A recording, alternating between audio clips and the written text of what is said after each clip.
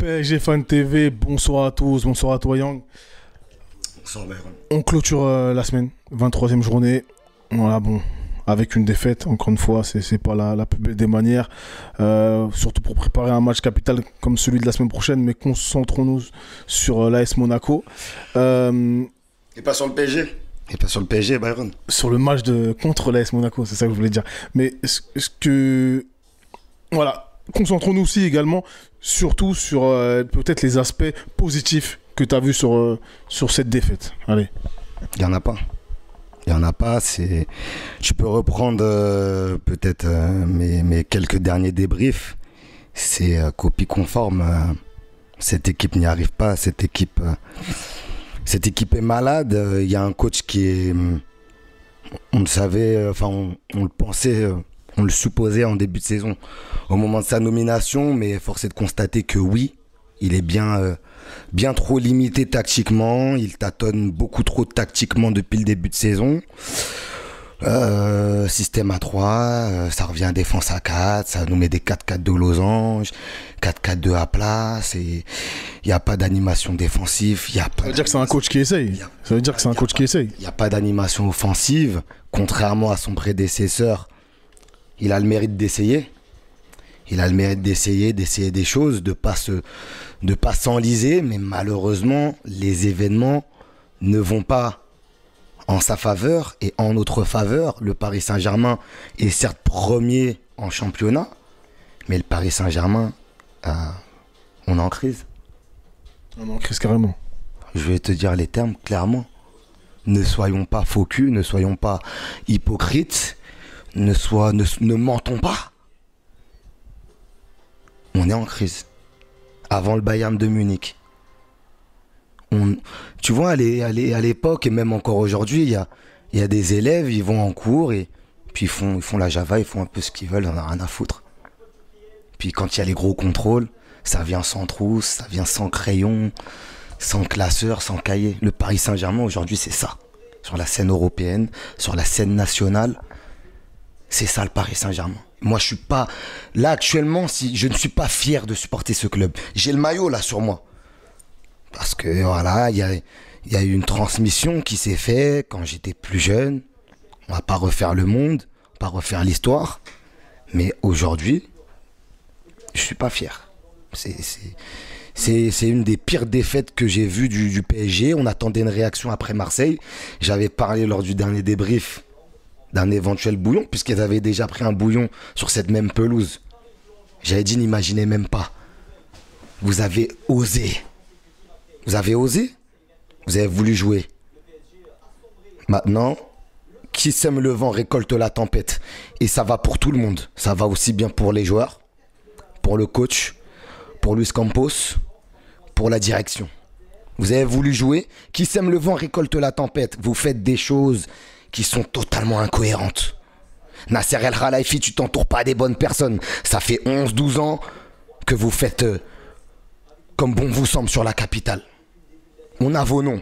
On vous retrouvera quoi qu'il arrive. On vous évincera. On arrivera à vous déloger de vos positions. Non, à un moment donné, Byron, faut dire les choses.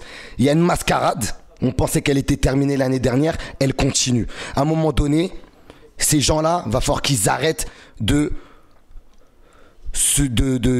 profiter sur le dos du PSG au lieu de le faire avancer.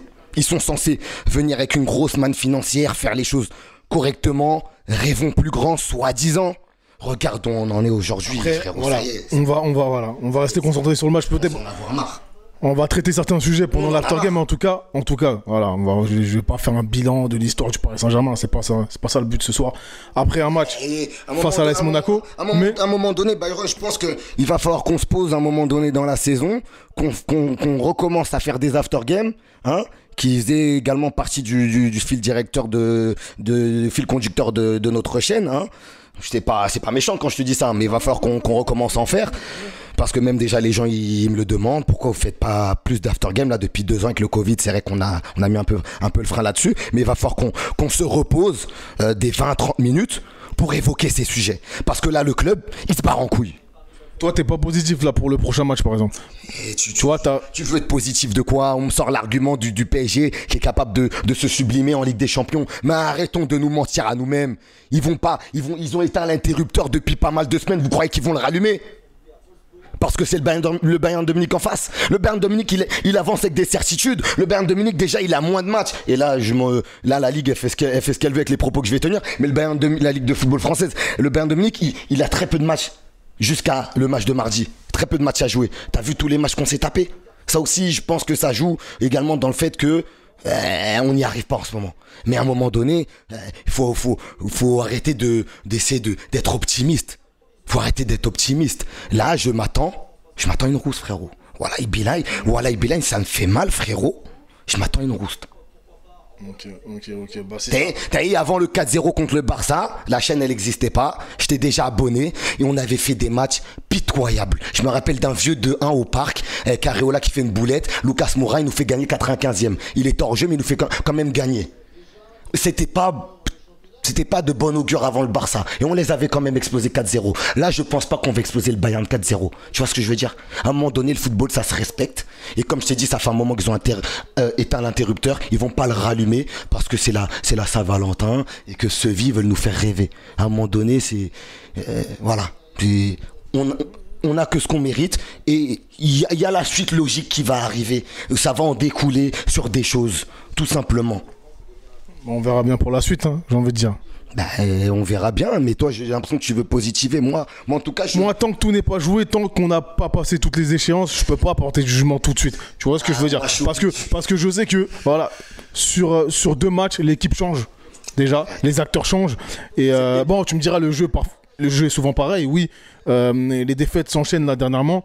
Mais je pense que contre le Bayern, on peut peut-être, en tout cas toi, tu seras peut-être surpris. Bon, on verra. Par contre, j'ai un dernier mot. On fait n'importe quoi et on fait n'importe quoi sur le terrain.